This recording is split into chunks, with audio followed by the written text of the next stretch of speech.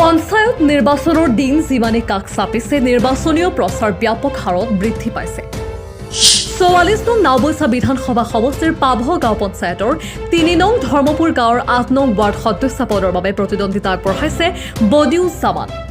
পাভো গাঁও পঞ্চায়তৰ 3 নং ধৰ্মপুৰ গাঁৱৰ 8 নং ৱাৰ্ড সদস্য হিচাপে প্ৰতিদ্বন্দ্বিতা কৰা বদিউজ্জামান প্ৰতীক চিহ্ন হ'ল মটৰ গাড়ী।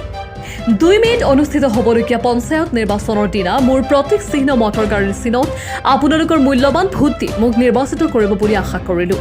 মই নিৰ্বাচিত হ'লে আপোনালোকৰ সেৱা কৰিম। ৰাইজৰ সেৱা কৰাই মোৰ একমাত্ৰ উদ্দেশ্য। ৰাইজৰ পৰামৰ্শ আশীৰ্বাদ বিচাৰিছোঁ। লখিমপুৰৰ পৰা আফজালুৰ ৰহমানৰ ৰিপৰ্ট। পঞ্চায়ত নিৰ্বাচনৰ দিন যিমানে কাষ চাপিছে নিৰ্বাচনীয় প্ৰচাৰ ব্যাপক হাৰত বৃদ্ধি পাইছে। 44 নং নাওবৈচা বিধানসভা সমষ্টিৰ পাভো গাঁও পঞ্চায়তৰ 3 নং ধৰ্মপুৰ গাঁৱৰ 8 নং ৱাৰ্ড সদস্য পদৰ বাবে প্ৰতিদ্বন্দ্বিতা আগবঢ়াইছে বদিউজ্জামান। পাভো গাঁও পঞ্চায়তৰ 3 নং ধৰ্মপুৰ গাঁৱৰ 8 নং ৱাৰ্ড সদস্য হিচাপে প্ৰতিদ্বন্দ্বিতা কৰা বদিউজ্জামান প্ৰতীক চিহ্ন হ'ল মটৰ গাড়ী। 2 মে'ত অনুষ্ঠিত হ'বলগীয়া পঞ্চায়ত নিৰ্বাচনৰ দিনা মোৰ প্ৰতীক চিহ্ন মটৰ গাড়ীৰ চিহ্নত আপোনালোকৰ মূল্যৱান ভোট দি মোক নিৰ্বাচিত কৰিব বুলি আশা কৰিলোঁ। মই নিৰ্বাচিত হ'লে আপোনালোকৰ সেৱা কৰিম। ৰাইজৰ সেৱা কৰাই মোৰ একমাত্ৰ উদ্দেশ্য। ৰাইজৰ পৰামৰ্শ আশীৰ্বাদ বিচাৰিছোঁ।